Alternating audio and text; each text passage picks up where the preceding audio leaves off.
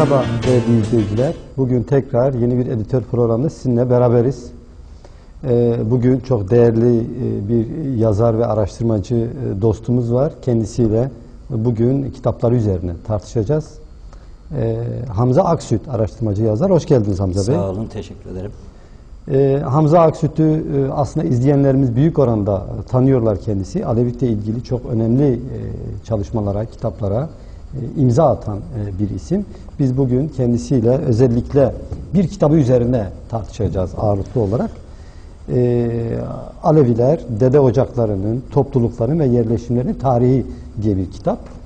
Bu kitap sanırım 3. baskısını yaptı. 3. baskı, evet, genişletilmiş. Biliyorsunuz yani Alevi topluluklarına ilişkin çeşitli tartışmalar var. Aleviler nerede yaşar? Anadolu Aleviliği diye bir tartışma da yürütüyor bir taraftan. Ama araştırmacı yazar Hamza Aksüt'ün yapmış olduğu araştırmalar, alan çalışmalarıyla Alevilerin dede ocaklarının, Alevi topluluklarının hangi etnik gruplarda yer aldığını, hangi coğrafyalarda yaşadıklarını uzun uzun anlatan bir kitap. Yani bizim bugüne kadar bize anlatılan, halka anlatılan sadece Anadolu'da, Mezopotamya belli bir bölgeye sıkışmış bir Alevilikten söz etmiyoruz burada. Hamza Bey'in kitabında ortaya çıkan şey bu sınırları çok çok aşan, çok sayıda devletin sınırları içerisinde Aleviler yaşamaktadır. Onların farklı farklı etnik kimlikleri var. Ama bütün olarak baktığımızda bunlar Alevi toplulukları. Bunların ocaklarının kendi arasındaki bağları nedir, ne değildir, hangi coğrafyada kimler yaşıyor, bunu tartışacağız. Ben tekrar Hamza Bey hoş geldiniz diyorum. Sağ olun. Şimdi biz kitapla ilgili kitabın içeriğine ilişkin birazdan tartışmaya başlayacağız. Ama geçmeden önce biz editör programımızda her zaman biraz yazarımızı tanımak istiyoruz doğrusu. Çünkü izleyenlerimizin büyük bölümü elbette sizleri tanıyorlar. Evet. Ama yine de biz sizi tanımayan değerli izleyenlerimiz için de sizinle ilgili böyle tanımanız için kısa bir iki tane sorumuz olacak. Hamza Bey zaten Malatyalı, Ali Seydi Hoca taliplerinden, yine Dede Garkın'da Mürşit Ocakları. Araştırmacı, şu ana kadar 5 tane kitabı çıktı. Bu kitaplar genelde Alevilik üzerine kitaplar. İlk kitabı sanırım 98 yılında çıkmış. Yine değişik gazetelerde ve dergilerde sürekli yazılar yazıyor. Alevilikle ilgili çeşitli konferanslar, panellerde çok yoğun olarak sürekli neredeyse bütün zamanını buna veren bir yazarımız, aydınımız. Alan çalışması yapıyor ayrıca. Yani alanlarda bizzat çalışmalar yapıyor. Ne bilebildiğim kadarıyla işte Türkiye'de Alevilerin yaşadığı bölgelere ilişkin gittiği çok sayıda yer var. Yine Suriye, İran, Irak'ta da çeşitli alan çalışmaları. Bulgaristan'da alan çalışmaları yaptı. Evet, kısaca ben ifade etmeye çalıştım. Bir Hamza Bey'e şunu soralım önce. Siz araştırmacısınız, yazarsınız. Nereden başladı bu? Yani bu yazarlık işi nasıl oldu? Evet, bu hastalık nasıl başladı? Evet, evet. Şöyle söyleyebilirim. 7-8 yaşından itibaren başladı diyebilirim. Tabii güdülenmem, motive olmam 7-8 yaşından itibaren başladı. Ben kendi köyümüzde, ben Malatya Hekiman Davulköy köyündenim. Kendi köyümüzde 1890 kuşağına, 90 doğumlu diyelim onlara, o kuşaklara çeşitli Alevilik kitapları okuyordum, biraz seri okuduğum için.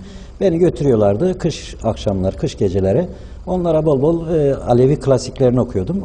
O zamandan bende bir merak başladı. Tabii kafamda soru işaretleri oluştu. Ayrıca onlar kendi aralarında tartışıyorlardı. Bazı soruları cevaplayamıyorlardı, tarihle ilgili, özellikle geçmişimizle ilgili. Ben de ileride böyle bir çalışma içinde keşke olsam da cevaplayamadığı soruları ileride ben cevaplasam gibi böyle bir araştırma motivasyonu bende gelişti. Oysa Türkiye'de biliyorsunuz tarih ders kitapları nasıldır?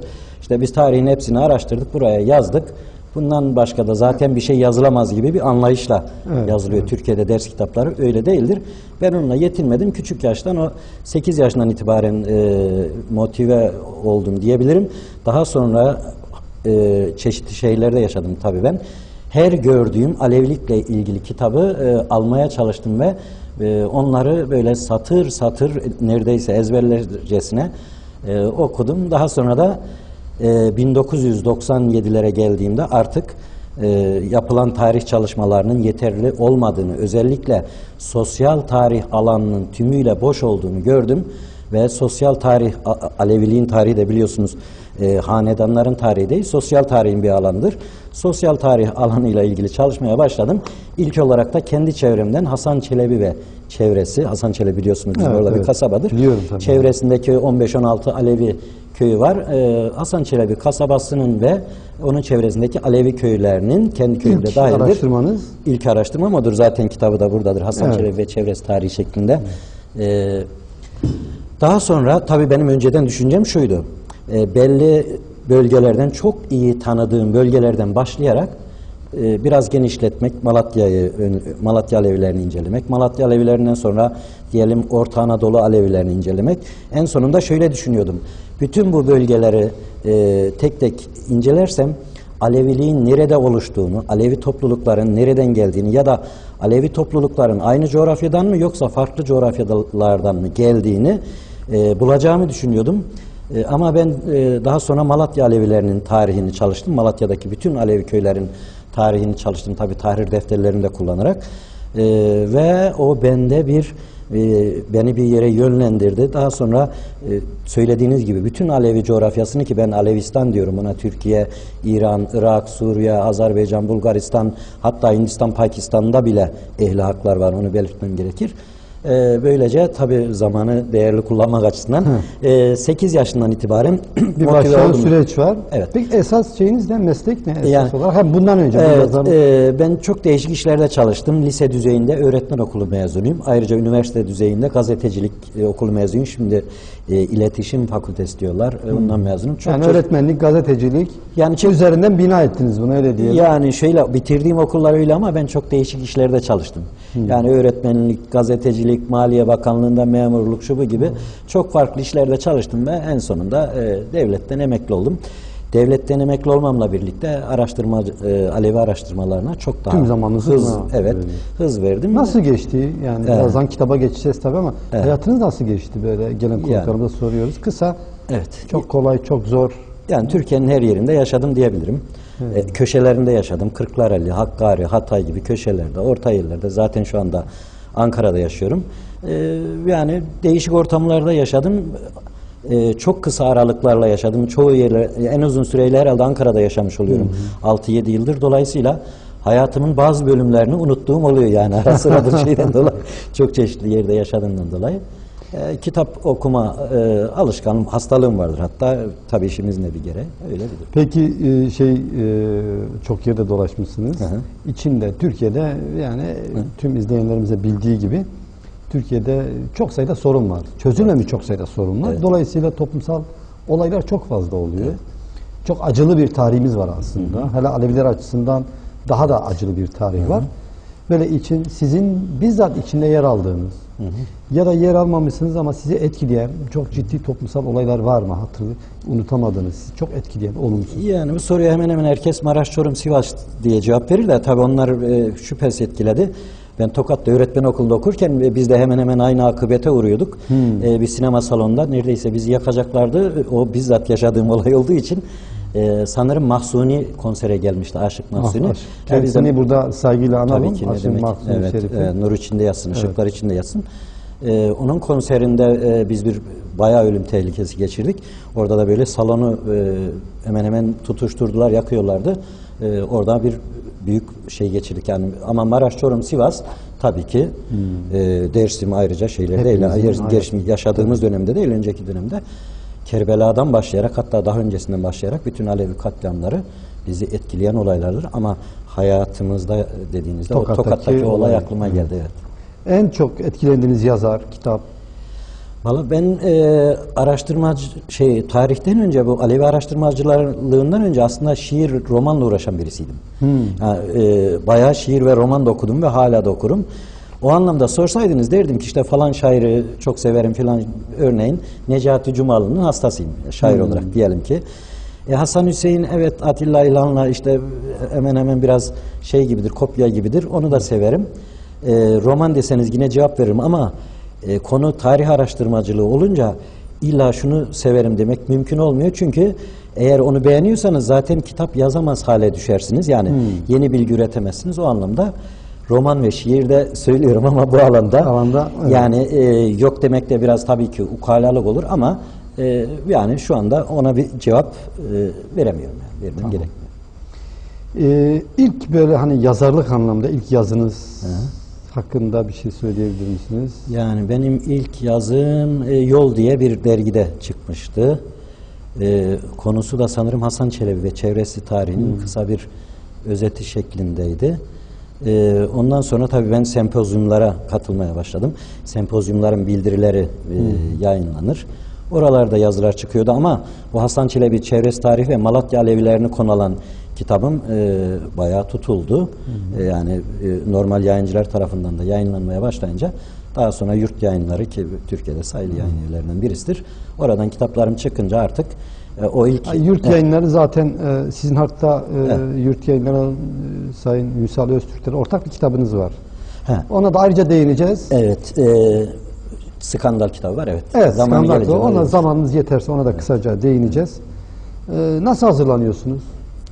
Kitapları hazırlarken mi? Evet. Yani meraktan ileri gelen bir şey yani. İnsanın kafasına yatmadığı şeyler insan tarafından araştırılıyor. Yani kafama yatmıyor bazı şeyler.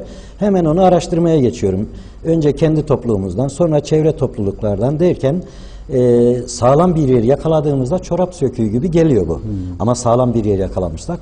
Sağlam bir yer yakalamamışsak ya da amacımız manipülasyon ise ki şu anda Alevilikte çok fazla yapılıyor. O zaman işler pek iyi gitmez ama benim bir özelliğim vardır. Tabii burada söylemek sanırım ukalalık olmaz. Ben masaya masa derim, sandalyeye sandalye derim araştırırken. Kapıya da kapı derim. Hani kediye kedi demek gibi bir meşhur sözü var ya, o kapsamda söylüyorum. Dolayısıyla bulgularımı tarafsız, objektif biçimde mercek altına alırım. Ve şöyle yaparım araştırmayı. Önce günümüzdeki Alevi toplulukları bir tespit ederim. Alevi topluluğun tarih içinde izini sürürüm. Çok değişik kaynak gruplarınca sürürüm. Yani halka sorup da işte sizin köy nereden geldi deyince ona verilen cevapla yetinmem. Çünkü orada yanlışlıklar olur, eksiklikler olur, tarihin nereden bilsin. Çok farklı kaynak gruplarıyla soruştururum bunu, irdelerim. O farklı kaynak grupları bir yerde kesişiyorsa kitabıma yazarım. Aksi halde kitabıma yazmam, sadece dipnotta derim ki şöyle şöyle bir söylenti var şeklinde söylerim ki o da kitabın dipnotunda olacağı için çok fazla bir değer taşımaz. Evet. Şimdi kısaca Hamza Bey hakkında kısaca böyle bilgiler aldıktan sonra şimdi esas tartışmamıza, kitabımıza geçeceğiz. İsterseniz ben kitapla ilgili kısa bir tanıtım yapayım, sonra içeriğini tartışmaya başlayalım. Kitap Aleviler 3. baskısını yaptığı yurt yayınlarından çıktı. Türkiye, İran, Irak, Suriye, Bulgaristan ve Aleviler dede ocaklarının, toplulukların ve yerleşimlerin tarihi isimli bir kitap. Ben yine kitabın arkasında böyle kısa bir tanıtım var. Onu da okumak istiyorum.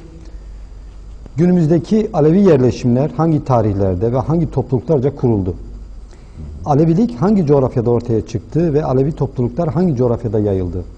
Türkiye, Suriye, Lübnan, Irak, İran, Azerbaycan ve Bulgaristan'daki Alevilerin etnik kökeni nedir? Etnik köken ile dede ocağı arası nasıl bir ilişki vardır? Tarihin en örgütlü yapılarından biri olan dede ocaklarının oluşum coğrafyası neresidir? Dede ocağı kurucuları kimlerdir? Ve nerelerde yaşamaktadırlar? Alevilik ve Aleviler açısından çok önemli olan bu konular Türkiye'de yayınlanan ve birçok fantazilerden ibaret olan araştırmacılardan farklı olarak sağlam kaynaklara dayalı ve ön yargısız biçimde ele alınmıştır. Evet. Kitabın şeyi bu. Kısaca tanıtımını yaptık. Evet. Hatta kitapla beraber hazırlanan bir de harita var. Biz ayrıca ekrana da vereceğiz bunu. İlk defa böyle Alevi çalışma, ilk defa böyle deli toplu çalışma görüyorum.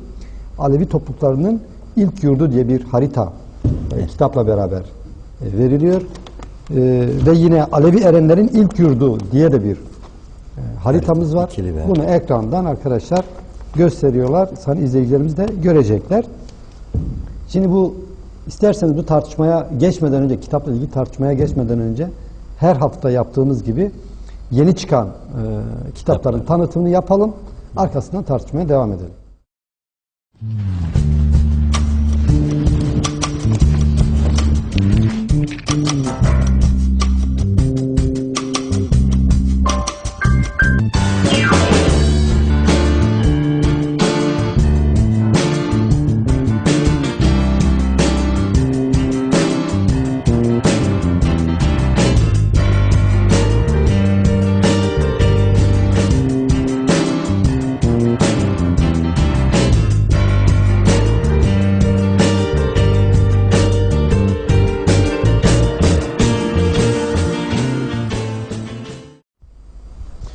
Evet değerli izleyiciler, tartışmamıza kaldığımız yerden devam ediyoruz.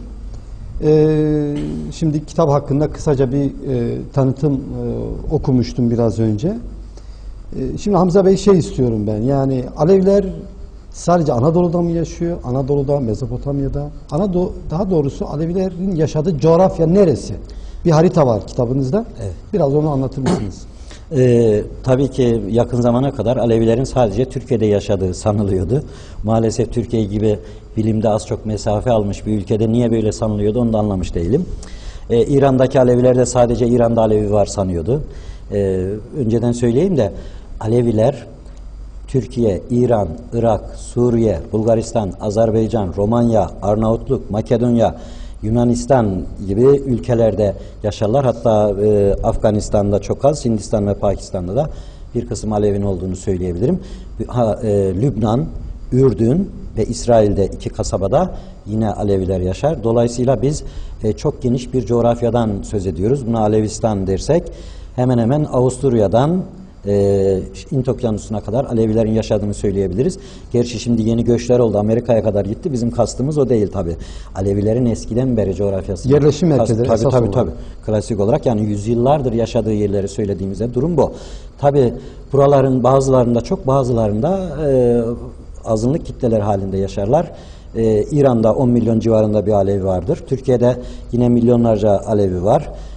Suriye'de yaklaşık 5 milyon civarında bir Alevi yaşıyor. Nüfusun %20'si Alevi. Ürdün'de, Irak'ta, Ürdün'de ve İsrail'de de yine Aleviler yaşıyor. En az olduğu ülkeler Yunanistan'da sanırım 10 köy. Arnavutluk'ta bir hayli Alevi var. Nüfusun yarıya yakını Alevi diyebiliriz. Romanya'da Sarı Saltuk Türbesi dolayısıyla var. Ve yani Alevilik sadece Türkiye'de, Aleviler sadece Türkiye'de değil. Zaten öyle olamaz da. Çünkü Alevilik bir inançtır. Türkiye Cumhuriyeti'nin sınırları bundan 80 bilemem. Siyasi sınırlardır sonuçta. Siyasi sınırlardır. Tabii. Biz onu kabul edemeyiz. Zaten öyle olmaz. Aleviliğe göre sınır çizilmiş değil ki. Ha bu neden böyle oldu? Anadolu Aleviliği diye bir söz üretildi. Burada sanırım bir modernleşmenin etkisi, işte pozitivizme fazla yapmanın, angaje olmanın etkisi diyebiliriz. Biz burada kendimizi bir izole edelim Türkiye'de. Aleviliği de biraz kafamıza göre değiştirelim. Anadolu Aleviliği, ya İran'da Alevi var dese biri, yok canım o bize benzemiyor. Suriye'de Alevi var dese, canım o zaten Nusayri bize benzemiyor diyelim gibi. Böyle anlayışlar gelişti maalesef. Bunların bazıları belki iyi niyetlidir, bazıları da iyi niyet dışındadır. Dolayısıyla biz burada şunu cevaplayacağız Veli Bey. Yani Türkiye dışında Alevi var derken nasıl Alevi? Hani şimdi ben öyle böyle konuşunca bir kısmı ne diyecek? Hamza Hoca diyecek mesela İran'daki Şiileri kastediyor zannediyor değil mi? Hayır. Hı hı. Benim Alevi dediğim şu. Dede olan ya da talip olan, cem yapan, görgüden sorgudan geçen, Ali'yi ve 12 imamı kutsayan, 3 gün Hızır orucunu tutan, 12+3 Muharrem orucunu tutan, ahiret kardeşi, musahip ya da birey ahireti diyelim, bu kuruma giren kişiler ve toplulukları ben Alevi olarak görüyorum. İşte bütün bunlardan söz ettiğim, bütün bunları göz önüne aldığımızda saydığımız bütün coğrafyalarda Alevi topluluklar vardır. Yani bir örnek vereyim. İran'a vardınız, Tahran'da 4 tane cemhane var. Dede var, talip var, zakir var. Cuma cemlerini yapıyor. Yani cuma dediğim cuma akşamı, yani perşembe cumaya var. Musahibi var. Ali 12 imam var. Her şeyi var yani. Şimdi ben buna efendim Türkiye dışında diye Alevi değil diyebilir miyim? Yani çok komik duruma düşmüş olurum o zaman. Tabii yani evet, bu konuda evet, gerçekten hani evet. Tabii şunu da söyleyerek, yani söylemeden edemiyorum. Bu konuda aslında böyle Alevi topluluklarının farklı coğrafyalarda yaşadığını, farklı etnik kimliklerde yaşamasına ilişkinde Hamza Bey'in aslında neredeyse bu konuyu ilk tartışan isimlerden birisi. Evet. Ben o yüzden de çok önemsiyorum. Hani hem kitabı hem de Hamza Bey'in bu çalışmalarını Anadolu'ya mahsus değil, tabii, Mezopotamya'ya mahsus değil. Tabii.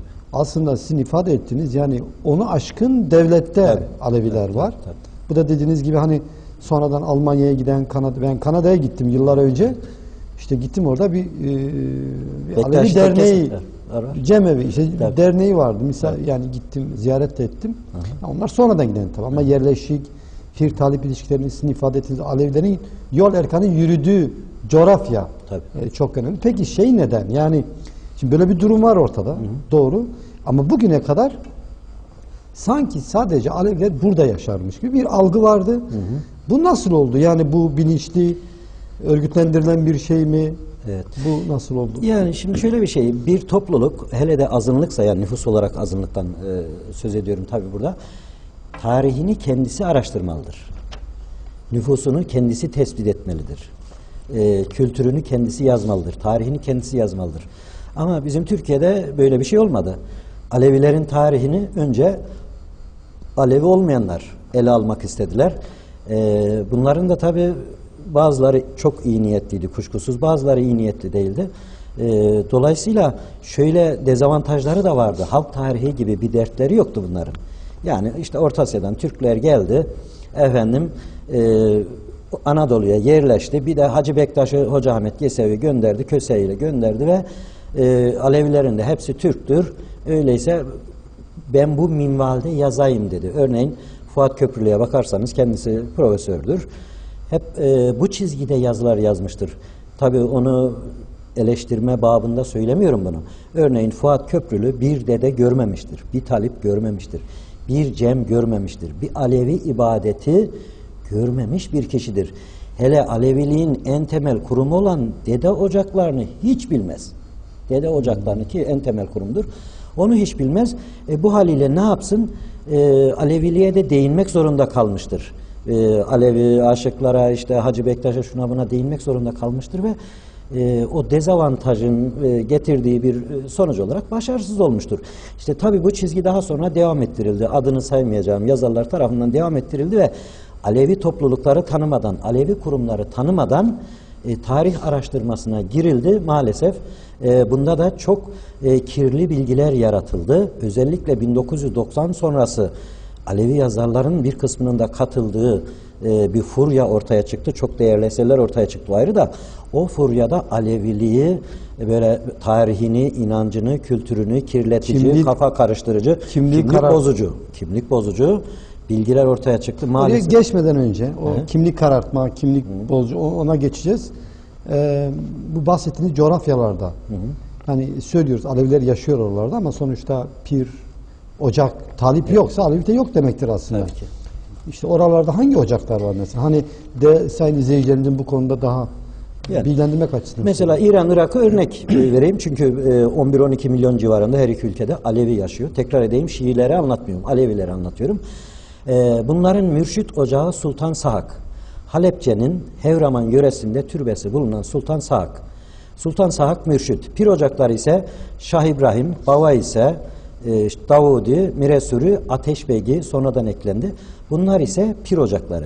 Yani bunlarda hem mürşid ocağı hem pir ocağı kategorisi var. Bir örnek daha vereyim. Bünyamin Rehber. Şah İbrahim, bizdeki Şah İbrahim ile ilgisi yok. Bağdat'ta bunun türbesi. Bünyamin Rehber, Şah İbrahim pir, Sultan Sahak mürşid. Yani bizdeki yapı aynen devam ediyor. Biliyorsunuz Alevilik 4 kapıdır. Talip, rehber, pir, mürşid. Bu Aleviliğin 4 kapısı onlarda da aynı şekilde var. Yani talip, rehber, pir, mürşid. Mesela rehbere bazen delil derler. Bizde de delil derler biliyorsunuz. Hatta Şıh Delil ve Erhican gibi dede ocaklarımız da var. O da rehber anlamındadır. Dolayısıyla bunlar ocakları var, talipleri var, musahipliği var, cemlerini yapıyorlar. Üstelik haftalık, yani cuma cemlerinde yapıyorlar. İran, Irak'tan söz ediyorum. Bunlar verdiğim şeyler somut örneklerdir. Ayrıca toplulukları da biliyoruz bir. Hangi topluluklar? Kelhor, Goran, Sircabi, Karakoyunlu, Sarli, Zengene, Baçvan gibi çoğunluğu Kürt olan bir kısmı Türkmen olan topluluklar şu anda. Buraya girmişken o zaman soralım. Alevilerin etnik olarak dağılımı nasıl? Yani Türkiye'de, İran'da, Irak'ta bahsettiğiniz ülkede genel olarak. Evet, yani tabii etnisite deyince biraz Türkiye'de bu konular siyasal konular. Söyleyince yok anlatacağım.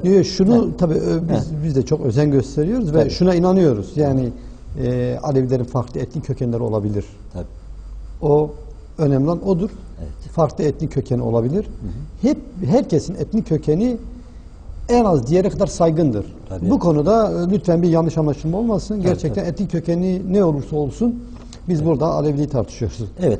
Ama neyse de odur. Onu Tabii ki. onu da açıkta söylemek Baştan lazım. söyledim ya, masaya masa demek lazım, Evet. sandalyeye sandalye diye. Bunlar günümüzde politik konular olarak anlaşılıyor. Hiç politik bir konu değildir. Bizim konumuz şu anda Alevilik tarihi. İstediğimiz gibi serbestçe bunları söyleyebiliriz. Tabii. Yanlış anlayanlara da karışmayız. Bu rezervimizi koyarak konuşuyorum. Bir kere şu, Aleviler Kürt, Türk, Arap, ama temelleri sayıyorum. Kürt, Türk, Arap, Roman, yani bir kısmı Çingene diyor onlara, Abdal, Arnavut, Fars etnisitelerinden oluşmuş bir yapıdır. Alevilerin tümü bu etnisitelerden oluşur. Bunların içinde 3 grup bir hayli kalabalıktır. Bunlar Kürtler, Araplar ve Türkler şeklindedir. İstersen Türkmenleri de Türk içinde sayıyorsunuz. Yani tabii Türkmen Türk konusu değişik bir konu aslında, uzun konuşabiliriz. Türk nedir, Türkmen nedir? İşte bazı yazarlar derler ki Türkmen Türk'e benzeyen demektir, İrani halklarla karışmıştır gibi uzun bir konu. Oraya girmeyelim ona o zaman. Türkçe konuşanlar diyelim daha Türkçe doğrusu. konuşanlar. İşte Kürtçe konuşan, Türkçe konuşan, Arapça konuşan gibi. Ülke baktığımızda Türkiye'de Kürt Alevilerin, İran'da da Türkiye, İran ve Irak'ta Kürt Alevilerin Aleviler içinde çoğunlukta olduğunu dikkat edelim. Türkiye, İran ve Irak'ta Kürtçe konuşanların, daha doğrusu Kürt olanların, gerçi aynı şey, Aleviler içinde çoğunluğu oluşturduğunu, Suriye, Ürdün, İsrail ve Lübnan'da, Türkiye'nin de belli bir kesiminde tabii ki bunun Arap Alevilerin %99'a yakın olduğunu biliyoruz. Yani onların da etnisitesi Arap'tır. Diğer ülkelere baktığımızda Bulgaristan'da Türk Aleviler vardır. Türkmen Alevi de diyebiliriz. Abdal Aleviler de bir hayli çoktur. Arnavutluk'ta zaten Arnavut kökenlidir. Onların kökeni belli. Yunanistan'dakiler de yine Türkmen ve Abdal Alevi şeklinde söyleyebiliriz. Toparlayacak olursak, Romanlar daha az değil mi? Romanlar ama Türkiye'deki ve İran'daki Romanların diyelim %80'inin Alevi olduğunu söyleyebiliriz. Bir de tabi Abdal dediğimiz bir grup var. O Abdalların kendine özgü bir dili yok. Hangi topluluğa gitmişse o dili konuşur. Romanların kendine özgü bir dili var. Onları karıştırmamak gerekiyor. Dünyada Aleviliğe en bağlı topluluk Abdallardır. Bugün Çin'in Paynap yöresinde 2 Abdal köyü var. Çin'den 2 Abdal köyü Evet, var. bunlar Küfe'den geldiklerini söylüyorlar. Derbent yöresinden. Hakikaten inceledim, kitabım da içinde var. Gerçekten de oradan gelmeler bunlar. Hoeynice diye bir dil konuştuklarını söylüyorlar. Kendilerine Abdal da diyorlar. Bu Hoeynice İran-Irak arasında bir yer. Ve Çin'e kadar gitmiş bu 2 köy Aleviliğini devam ettiriyor. Dolayısıyla Abdalları da unutmamak için söylüyorum. Dolayısıyla bütün Alevi coğrafyasını ele aldığımızda Veli Bey 3 etnisitenin, Kürtlerin, Arapların ve Türklerin baskın olduğunu söyleyebiliriz. Çetniler, Tahtacılar. Onlar Türk içinde aşiret. Türkçe konuşanlar içinde. Onlar aşiret. Çepni dediğimiz zaten Türklerin içinde aşiret. Evet. Mesela ben Halebaltı Türkmeniyim. Türkmen. Siz de Türklerin Türkmensiniz içinde. zaten. Evet, Türkmen tabii. Alevisi. Evet. Yani her neyse, ama nüfus olarak baktığımızda ki bazıları tepki gösteriyor. Sayısal veriler de bende var şüphesiz. Kürtlerin, Arapların ve Türklerin sırasıyla söylüyorum bunlara, baskın etnisiteler olduğunu görüyoruz. Yani durum bu. Peki bu etnik meseleyi tartışırken hani Safeviler meselesini de bir konuşalım istiyorum. Çünkü Safeviler genelde şey olarak, hatta biz bir başka programımızda da tartışmıştık. Türkiye'de hatta Cumhurbaşkanlığı forsuna 17. Türk Devleti olarak Safevileri de koyalım denmişti. Onların etnik durumu nasıl?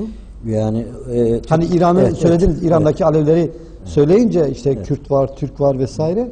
Safevilerin durumu ne? Yani 17. devlet olarak konması gibi, belki 1. devlet olarak da konsa daha iyi olur, ayrı da Türkiye Cumhuriyeti'nden sonra 2. devlet olarak diyelim. Şöyle bir şey, Safevi Devleti bir Alevi devlettir. Kuruluşu da Alevi devleti olarak başlamıştır. Alevilerin kurduğu bir devlettir. Tabandan gelen bir devlettir. Dolayısıyla az önce saydığımız bu etnisiteler, Arnavutlar hariç, bu etnisitelerin tümü Safevi Devleti'nin kuruluşunda yer almıştır. Dolayısıyla yani bizde şu anda şöyle anlatılıyor. Safevilerde sadece Türkler varmış gibi, sadece Türkmenler varmış gibi anlatılıyor. Bu da eksik bir bilgidir. Safevi Devleti'nde Türkler, Kürtler, Araplar kuruluşunda ve onun gelişmesinde rol almıştır. Türkmen aşiretlerini zaten biliyoruz. 24 aşiretin hemen hemen 20'si Safevi Devleti'nin kuruluşunda yer almıştır. Bunlardan en kalabalığı Avşarlardır. Ama bu Türkmen vurgusu çok fazla yapılıyor. Veli Bey, siz de biliyorsunuz medyada ya da ders kitaplarımızda.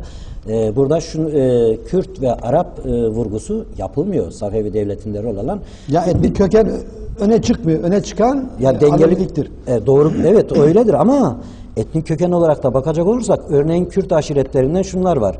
Kelhor, Çemişgezek, Lek, Lor, Kavli, İzolan, Zahran, Zaferan, Rışvan ki sizin de bir parçası olduğunuz aşirettir. Bunların tümü Safevi Devleti'nin kuruluşunda önemli roller almıştır.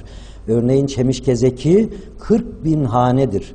Biliyorsunuz Dersima'da o dönemde yoktu 16. yüzyılda. Çemişgezek deniyordu oralara.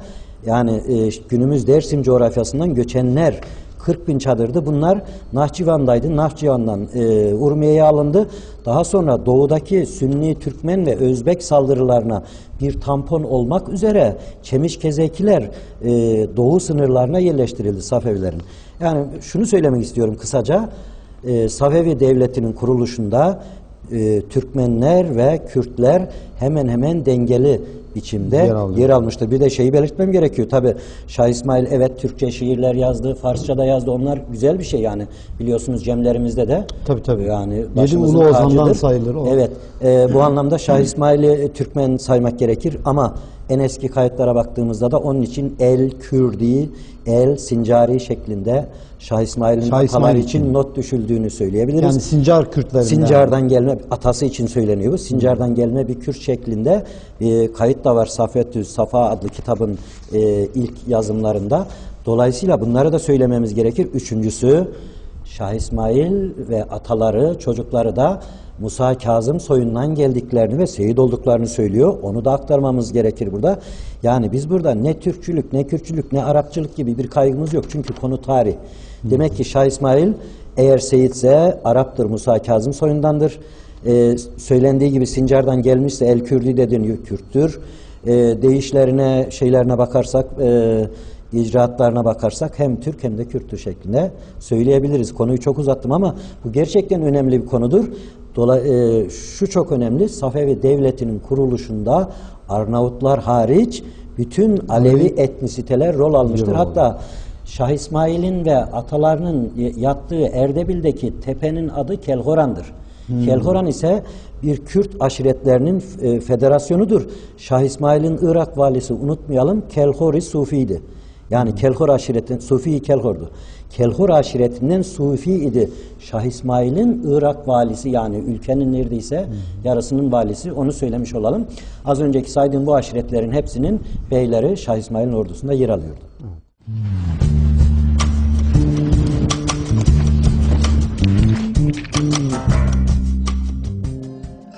Beşikler vermişim Nuh'a, salıncaklar, hamaklar. Havaanan dünkü çocuk sayılır. Anadolu'yum ben. Tanıyor musun? Utanırım. Utanırım fukaralıktan.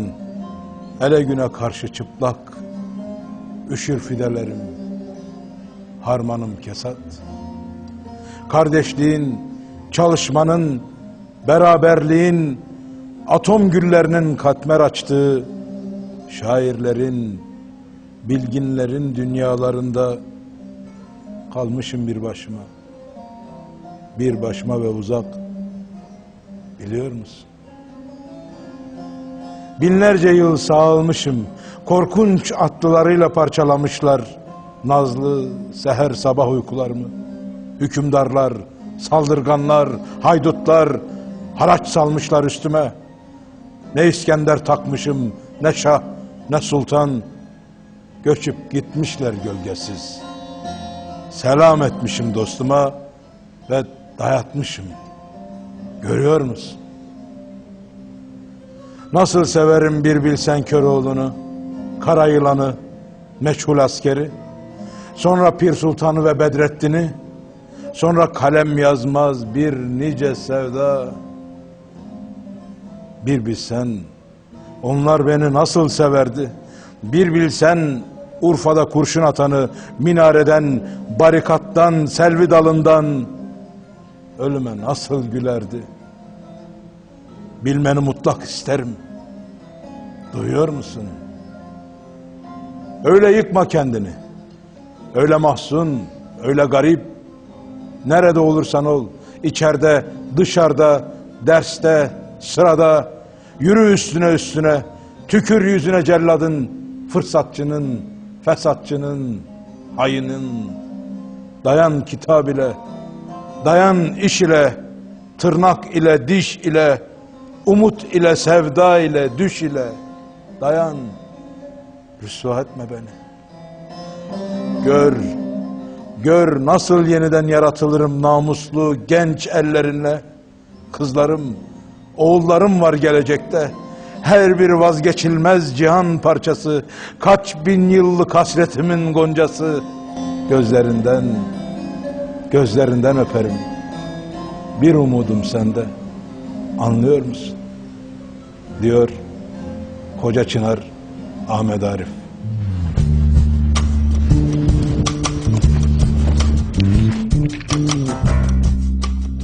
Peki Alevilikte kimlik karartma ki bu siz de başlarken ifade etmişsiniz. Horasan, Orta Asya, Luviler, hatta Pir Sultan bu Alevi tarih yazımında Skandal diye bir de kitap çıkardınız. Alevi tarih yazımında Skandal, Erdoğan Çınar örneği, Hamza Aksüt, Ünsal Öztürk ve Hasan Armancı'nın birlikte hazırladığı bir kitap. Bu çok önemli bir konu aslında. Yani Horasan, Orta Asya, başka yine Alevi erenleri, ermişleri üzerinden çok ciddi tarifatlar yapılıyor. Bu konuda ne söyleyeceksiniz? Evet, şimdi şöyle, isterseniz şu konudan bir başlayayım. Yani Aleviler kendi tarihini araştırmayınca ya da yeterince araştırmayınca bu sefer istismarcılar devreye giriyor. Sözünü ettiğimiz şu Skandal kitabı şu amaçla yazıldı. Yazarlardan biri, ki kitabın üzerine de yazdık, Erdoğan Çınar. Pir Sultan dedi Osmanlı döneminde yaşamamıştır. Ne zaman yaşamıştır? 7. yüzyılda Bizans döneminde yaşamıştır dedi ve bu minvalde 5 kitap yazdı. Ne yazık ki bazı Alevi kurumları tarafından da desteklendi. Televizyonlara çıkarıldı. Bir şey demiyorum, çıkarsınlar. Ve yaptığı şu, 640'lı yıllarda Şebin Karahisar'da yaşayan bir papaz var, Konstantin adında bir papaz. Bu kendisine Silvanus lakabını veriyor. Orada Makedon Kilisesi'ni kuruyor. Şebin Karahisar'da, dikkat edin. Ben diyor Silvanus'um diyor, Sempraul'ün size gönderdiği Silvanus'um diyor. Sempraul dediği bizim Tarsus'taki Sempraulus, yani Hristiyanlığın ikinci büyük kurucusu. Diyor ve Şebin Karahisar'da Makedon adında bir kilise kuruyor. 27 yıl bu kilisede papazlık yapıyor ve ölüyor. Sayın Erdoğan Çınar bunu Pir Sultan olarak sunuyor. Hani adı Konstantin, lakabı Silvanus ya. Konstantin'i hiç okura göstermiyor. Silvanus diyor. Cebinden de pir ekliyor. Silvanus'un başına pir ekleyince Pir Silvanus oluyor. Bu sefer diyor ki Pir Silvanus zamanla diyor Pir Sultan şekline dönüştü diyor. Bizimkiler de diyor ki tarihimizi bulduk, doğru ya diyor.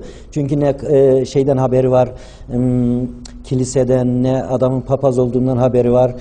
Tarihimizi bulduk diyor. Peki bunun için neler yapıyor? Christian Dualis Heresies in the Byzantine World adında İngilizce bir kitap var. O kitaptan çeviri yapıyor. Ama o kitaptan yaptığını da söylemiyor. Bizans arşivinden aldım diyor. Ve orada mesela diyorsa ki işte they call their own press sinekdemoyu and notary. Yani Türkçe'ye şöyle çevirmesi lazım. Onlar kendi papazlarına sinekdemoyu ve noteri derler diye çevirmesi lazım, değil mi? Erdoğan Çınar öyle çevirmiyor. Onlar kendi din adamlarına pir ve rehber derler diye kitabına çeviriyor. Bak. Sinekdemoyu pir oldu, noteri rehber oldu. Halbuki sinekdemoyu Hristiyan çömezler, hizmetkarlar yani. Mesela adamlar demiş ki bizde 6 kilise var demiş. They say that there are 6 church. 6 kilise var demişler. Bu adını andığım yazar bunlarda 6 Alevi ocağı var diye Türkçe'ye çeviriyor bu cümleyi. 6 kilise var diye Türkçe'ye çevireceğine 6 Alevi ocağı var diye çeviriyor. Onu da sırayla yazıyor. Mananakian Ocağı, kurucusu Pir Sultan. Bak. İşte Aka Ocağı, kurucusu Cenesius, lakabı Timothy. Kim bu? A harfi ortak olduğu için Avuçan.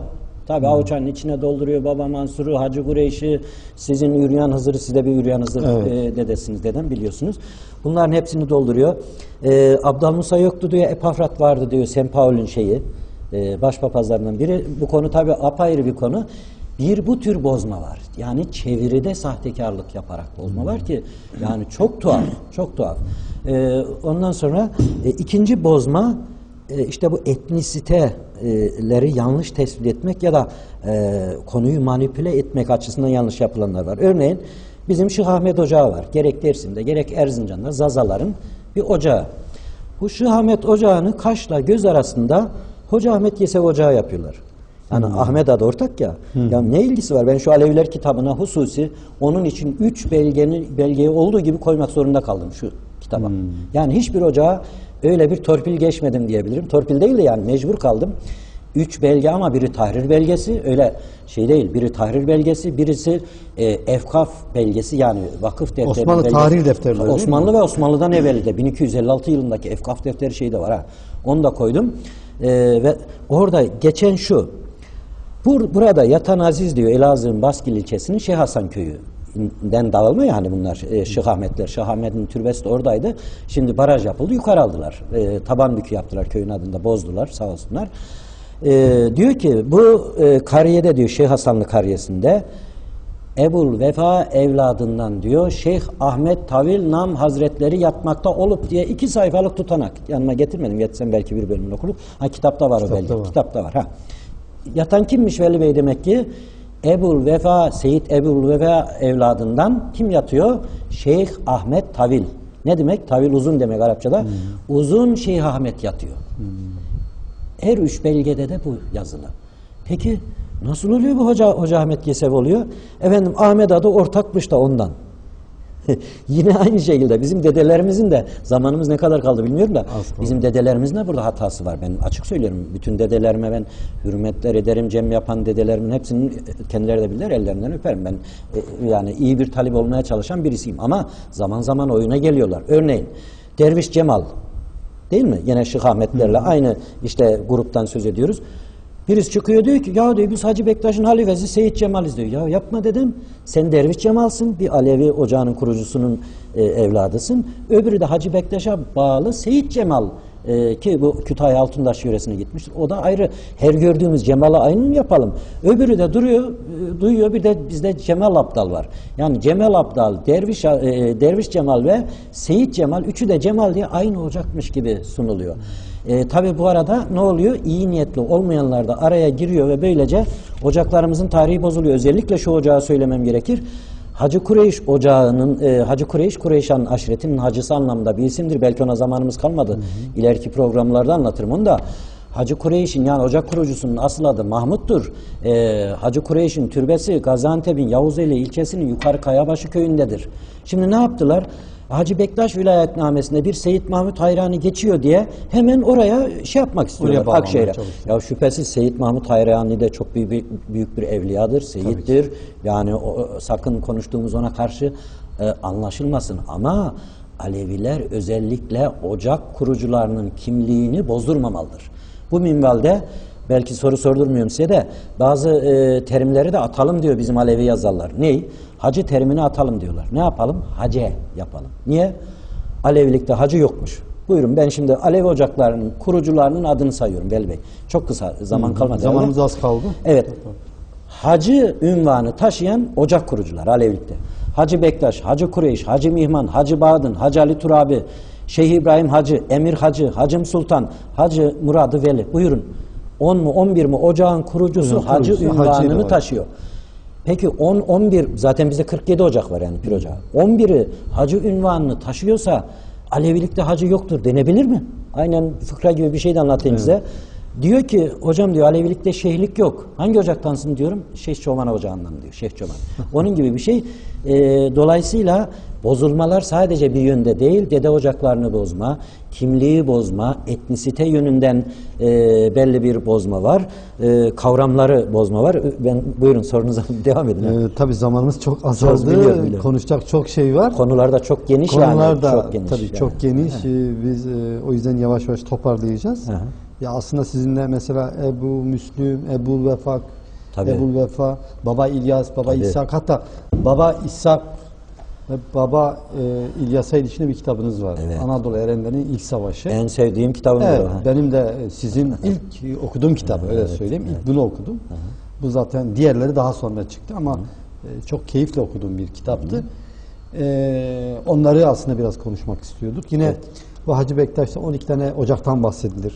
Evet. İşte 12 posttan bahsedilir. Onu konuşmak istiyorduk. Bir cümle söyleyeyim mi 12 konusuna? Gerek Dersim'de gerekse Hacı Bektaş'ta bir 12'den bahsedilir. Bu tabii bizim 12 imamın etkisiyledir. Ancak şunu söyleyeyim. Bütün bu saydığım Alevi coğrafyasında 47 pir ocağı, dikkat edin, Hacı Bektaş, Dede Garkın, Baba Mansur, Avuçhan, Sultan Saha, Kaydari, Klezi, 7 ya da 8 tam şey yapamam. 7 mürşid ocağı vardır. Yani durum budur. Dolayısıyla 12 ocak gibi bir sabitleme yok. Hele Hacı Bektaş ocağında var dedikleri iddia o kadar vahim ki, örneğin ben Ali Seydi'nin talibiyim. Ali Seydi benim dede ocağım. Mürşidim kim? Dede Garkın ocağı. Orada bir liste yapmışlar. Dede Garkın'a diyorlar ki atçıdır. Atlara bakıyormuş. Ya ne kadar yanlış şeyler bunlar. Hiç Cem'de bir ata bakma hizmeti var mı? Bir. İki. Ya Dede Garkınlar Seyit. Nasıl sen atlara baktırırsın? Şeyh Şazeli'ye ne görev vermiş dedem? Üryan Hızır'a ne görevi? Vallahi onu hatırımda değil de Şeyh Şazeli'ye kahve dağıttırıyor. Bak kahveci postu demiş. Ya bizim dedelerin de bir kısmı ne yazık ki yani eleştirmek zorundayım. Diyor ki biz diyor ne güzel 12 posta bize yer vermişler diyor. Ya olur mu? Seni atçı etmiş, aşçı etmiş, kahveci etmiş. Yani bunların ne ilgisi var? Yani dedelikten çıkarmış bir kere. Sana seyit değil diyor. Sen seyitsin, ya mürşitsin ya pirsin. Zaten 12 ocağı almışlar. Tabii biz bunu söylerken Hacı Bektaş ocağına bir eleştiri yöneltiyor değiliz. Özellikle bunu araştırmacılar kışkırtıyor. Bu tarif etmeye dönük, bozmaya dönük bir şey aslında. Tabii. Yani benim Pirim Ali Seydi seyittir, mürşidim Dede Garkın da seyittir. Hiç kimsenin atlarına falan bakmaz. Ata bakanları küçümsemiyoruz ama benim cemimde mürşit postunda Dede Garkın soyundan biri oturur, pir postundan da Ali Seydi soyundan biri oturur. Bu kadar. Ben talibim, rehberim var, pirim posta oturur, mürşidim de posta oturur. Kimse atlara bakmaz. Bir konu daha söylemiştiniz. Yani işte Ebu'l-Vefa'yı biraz konuşacaktık. Baba Tahir Ülyan'ı konuşacaktık ama çok zaman kalmadı. Yine Horasan'ın ve Orta Asya'nın, gerçi kısmen onlara girdiniz. Onların kimlik karartmada. Evet, Horasan çok önemli bir konu. Hakikaten zamanınız belki çok az da. Ya bir kere İslam ansiklopedisini dahi açsalar, devletin yayınladığı bir ansiklopedidir. Horasan demek güneşin doğduğu yer demektir. Evet. Sırf orayı açsalar. Tabii ben onunla yetinmeyeceğim. Farklı şeyler söyleyeceğim şimdi. Demek ki Horasan güneşin doğduğu yermiş. 2. Fuat Köprülü demiştik konuşmamızın başında. Fuat Köprülü bu eski kaynakları, Sufi kaynaklarını çok incelemiş birisidir. Horasan konusunda ne diyor biliyor musun? Bizim en eski menabi Sufiye'de Horasani olarak adı geçenler aslında Irakidir diyor. Biraz günümüz diline çevireyim. Bizim en eski Sufilere anlatan kaynaklarda kime Horasani denmişse bilin ki diyor Iraki. Yani Iraklı. Kime Horasan demişse Irak. Ben durmadım. Tabii ona da inanmadım. Şimdi bakıyoruz. Abdülmusa ne diyor? Biz diyor Horasan mülkündeki Hoy'danız. Hoy nere? Van, İran, Türkiye sınırının 32 kilometre doğusu. Peki şu anda kastedilen ünlü Horasan neresi? 1700 kilometre mi ne oraya bir hesaplamıştım. Meşhete tabii.